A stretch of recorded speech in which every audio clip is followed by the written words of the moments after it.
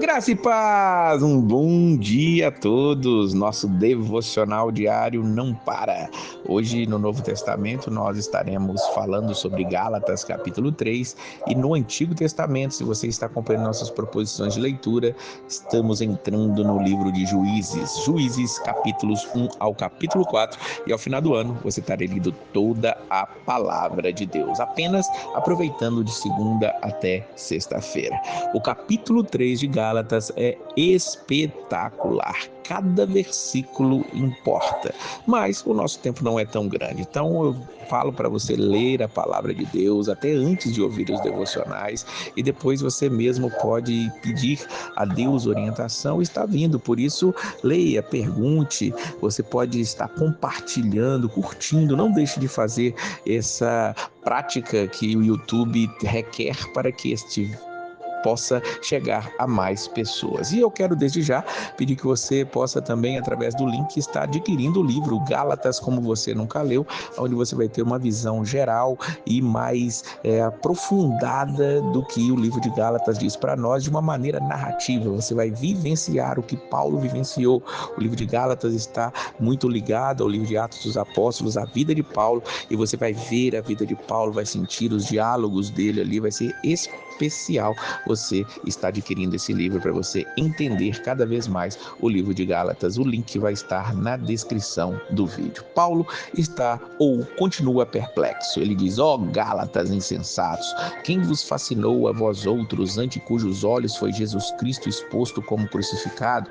Veja aqui a perplexidade do apóstolo Paulo. Ele está perguntando: quem fascinou vocês? Vocês viram Jesus Cristo, vocês entenderam, viram não no sentido físico, mas no sentido espiritual. Jesus Cristo foi exposto diante deles como crucificados. E agora o que eles querem? Ele pergunta no versículo 2: quero apenas saber isso de vós, recebeste o Espírito pelas obras da lei ou pela pregação da fé? Paulo está ali lutando contra o judaísmo, os judaizantes que estavam ali querendo se infiltrar na igreja. Veja que essa palavra, claro, Paulo não vai usar uma palavra que nós usamos agora, mas essa é a ideia. As pessoas queriam ali, aqueles que tinham o judaísmo na sua veia, queriam que as pessoas primeiro se convertessem ao judaísmo para depois se tornarem cristãs, primeiro se circuncidassem, cumprissem a lei. E Paulo está dizendo: não, foi o Espírito, é pela pregação da fé que vocês creram.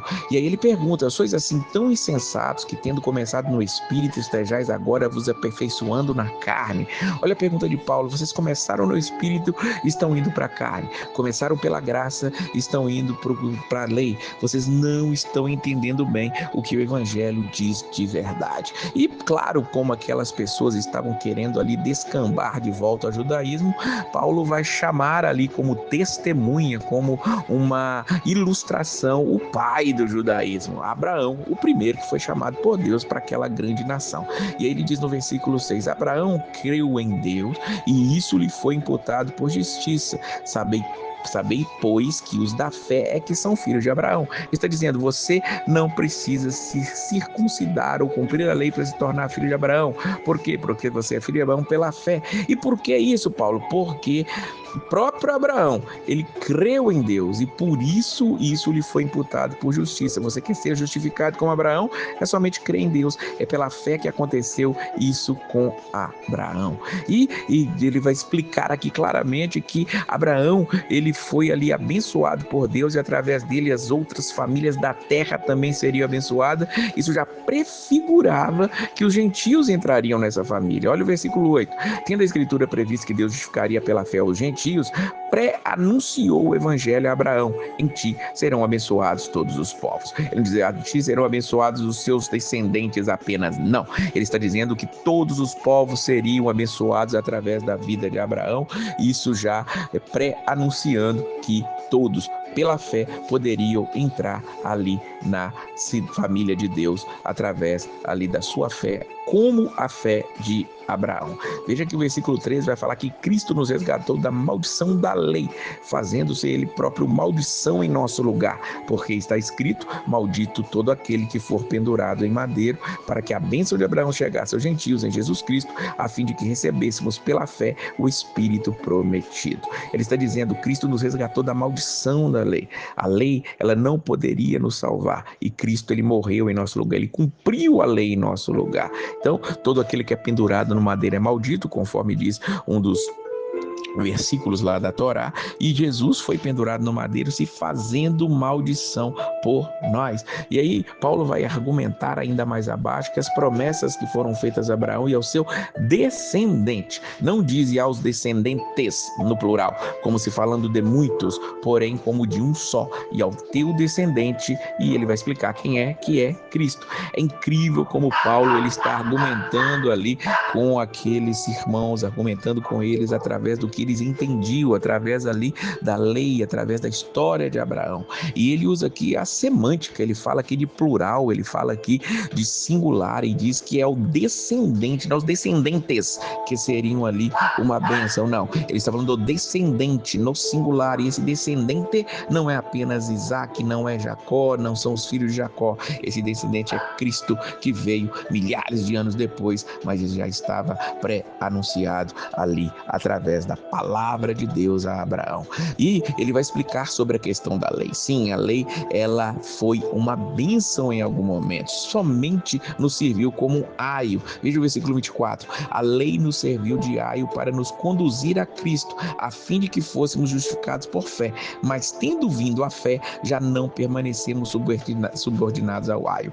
O aio é como se fosse um tutor, como alguém que vai conduzir alguém até certo momento para chegar a uma idade adulta, onde vai começar a andar ali pela sua própria conta, como se fosse um professor, alguém que está ali auxiliando aquela pessoa. Então a lei, ela nos conduz a Cristo. Por quê? Porque nós não saberíamos, Paulo vai argumentar em outro lugar, aos romanos, que é pecado se a lei não nos dissesse que é pecado. E quando a lei anuncia o pecado que há em nós, nós vemos a lei, nós olhamos a lei, vemos que não devemos matar, roubar e tantas outras coisas, nós percebemos o quão falhos somos e que por conta própria nós não temos o que fazer. Então a lei é boa, justa, santa, o mandamento é puro, como Paulo vai dizer em outro lugar também, e isso vai nos conduzir a Cristo, porque nós temos que buscar um Salvador, alguém que nos resgate da lei, alguém que nos resgate dos nossos próprios pecados, que a lei aponta. A lei é como se fosse um raio-x, ela só vai mostrar o que está errado. A maneira de consertar é buscando a um médico, buscando ali a ajuda de remédios ou de uma ação médica, uma cirurgia, se for o caso. No caso específico da lei, nós vamos correr para os braços de Cristo, porque só nele há salvação. E ele vai dizer no versículo 26: pois todos vós sois filhos de Deus mediante a fé em Cristo Jesus. Vocês são filhos de Deus não mediante a raça, mas mediante a graça. Vocês são filhos de Deus não mediante o sangue de Abraão, mas de acordo com a fé que Abraão teve. Se vocês têm a mesma fé, vocês são filhos de Deus. E ele termina: dessarte não pode haver nem judeu, nem grego, nem escravo, nem liberto, nem homem, nem mulher, porque todos vós sois um em Cristo Jesus. E se sois de Cristo, também sois descendente de Abraão e herdeiro segundo a promessa. Quer ser um descendente de Abraão verdadeiro? Faça isso. Você precisa crer em Jesus Cristo. Esse é o descendente de Abraão que foi prometido para salvar as nações. Que Deus abençoe a sua vida e a paz do Senhor.